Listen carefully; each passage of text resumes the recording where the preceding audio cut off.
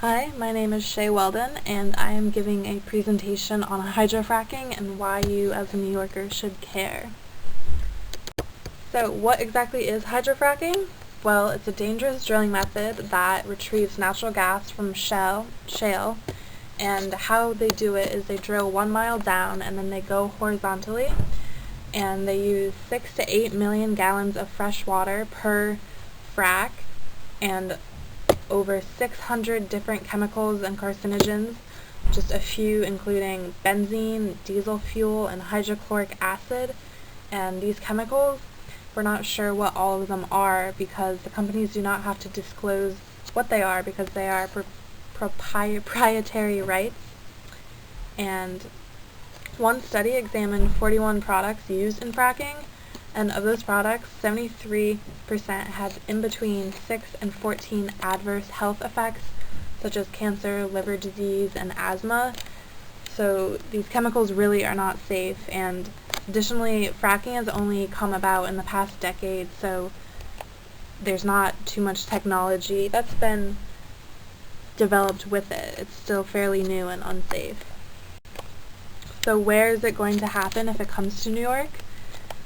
It would occur in the Marcellus Shale region, which is in the southern tier of New York State, and this tier is the most economically depressed area of New York and the least able to defend themselves from environmental injustices, so that's why we as a state need to step up and fight for these people living in this region because they are not able to do so completely by themselves.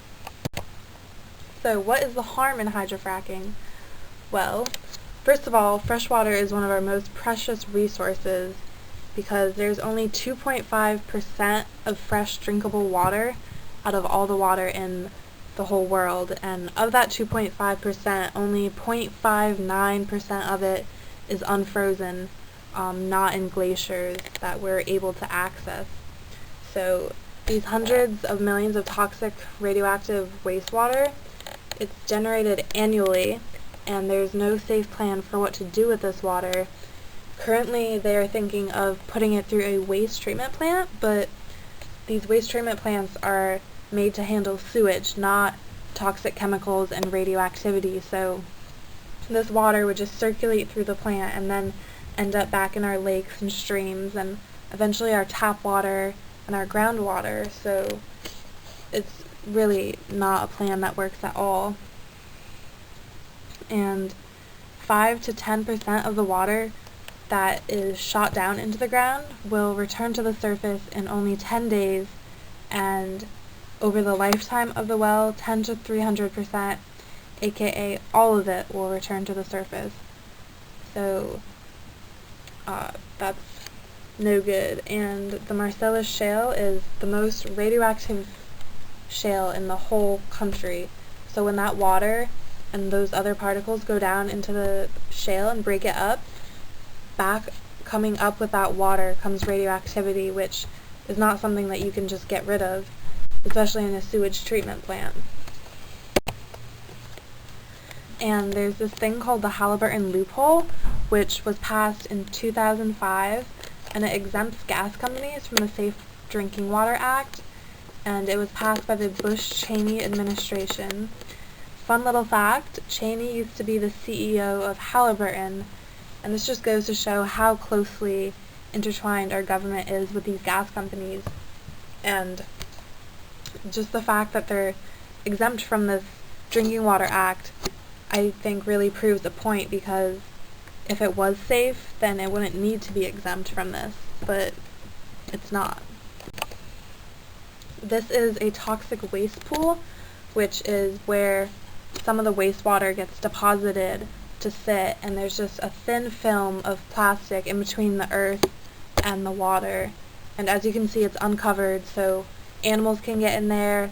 If it rains, there can be overflow into the surrounding land, and it's just really not a safe system at all. So, the actual drill that they use to hydrofrack. There's only 1 inch of cement casing between the soil and the toxic water. So 1 inch of the cement in between the drill, and that can easily break. And Southwestern Energy, they are a gas company. Their own internal documents show how wells leak and how these cement casings allow water to seep into aquifers. And 6% of wells fail immediately upon drilling, and over a 30-year period, 50% of well casings fail. That's a huge number.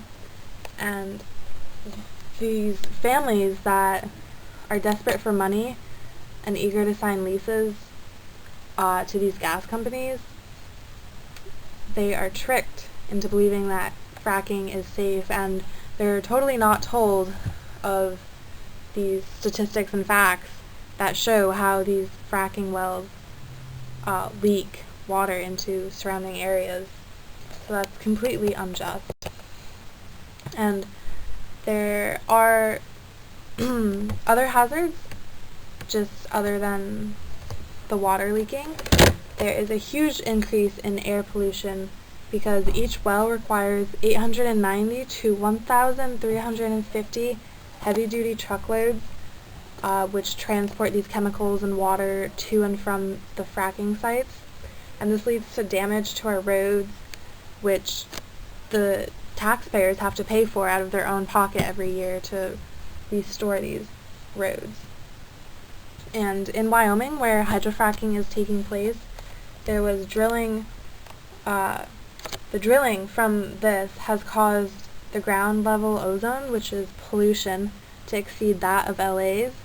And as I'm sure you know, LA is known for its smog and very bad air pollution. So the fact that Wyoming's air pollution is worse than LA just from fracking really speaks out about how bad this is for the earth.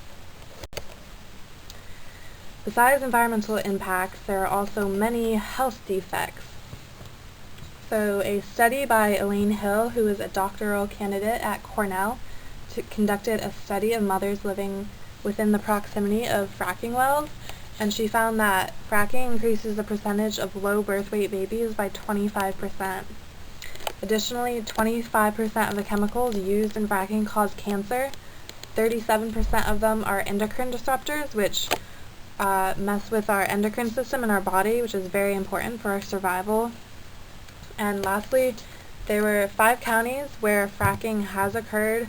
There was a rise in breast cancer. So these numbers really show that these chemicals have adverse effects on our health, and they go into our bodies and stay there and really, really do damage. So I'm sure many of you have heard the argument that fracking is good for our economy, but in reality it is not, because 70 to 80% of jobs that are from fracking are from out of state, and that was from the Marcellus Shale Education Training Center. They produced that number, and additionally the projected jobs that are supposed to come from hydrofracking do not account for the loss of jobs in the winery and tourism industry. And I personally know that Ithaca, where I'm from, has lots of wineries around Key Lake, but if fracking were to come here, then that water would slowly and surely be destroyed, and these wineries could not continue to operate, so they would have to shut down, and that would really dampen the economics of Ithaca and be terrible. And their fracking, as with many other industries, is just a simply boom and bust cycle. Because once all the gas from the land is sequestered and landscapes are inevitably ruined, then the gas companies are just going to pick up and leave the state in economic despair and move on to the next place where they can make a profit. So the argument that fracking is good for the economy is completely not true. And possibly the reason why people think this is because the gas companies are so good at advertising. They hired the same advertising companies that the big tobacco companies hired in the 70s. They also promote websites. I found some myself when I was doing research on fracking, and these websites have false promises of clean energy and do not speak of any sort of environmental impacts, of course. And these gas companies have spent over $747 million on federal campaigning and have donated $400,000 to state legislator and county executives in the southern tier. So they're really working as hard as they can to make sure that the public is fooled into believing that fracking is safe and okay and beneficial for us, when in reality it's quite the opposite. And they continue to deny that fracking is anywhere close to dangerous. And a 3-year study in Wyoming found that contaminated water was indeed from fracking, but the gas company representatives just completely denied it and said that it was not true, even though they were scientific findings. So you really cannot argue with science, but these companies are trying to, and unfortunately money is power in politics, so they are doing a pretty good job of persuading the public. However, New York is a very smart and strong state, and we have more voices even though we have less money than these companies. So the Department of Environmental Conservation has to release an impact statement, otherwise known as an SGIS, regarding hydrofracking, and the past 3 that they have released have completely disregarded any environmental or health concerns. So after each one of these statements is released, there is a public comment period, and the last one that we had was over January and December. It was only 30 days, but it generated 204,000 comments, which is amazing because before this, the last public comment period generated 60,000 comments, and that was a record for New York State in comments generated. So you can clearly see that New York is becoming very passionate and engaged in this issue, more so than any issue we've ever come across. So it's time for Cuomo to realize this. And additionally, 100 municipalities in New York State have already banned fracking.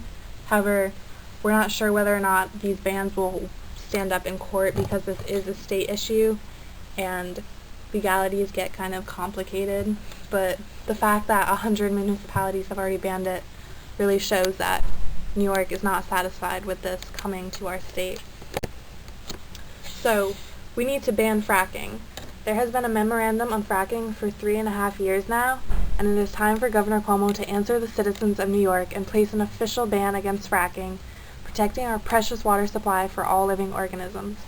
And what you can do right now is call Governor Cuomo and let him know. You can just leave a voicemail that let him know your name, where you're from, and that you're not in favor of hydrofracking, because every single one of those calls that they get, they have to record, and that goes another number not in support. And it is time that he realize this and end fracking. Ban fracking now. Thank you.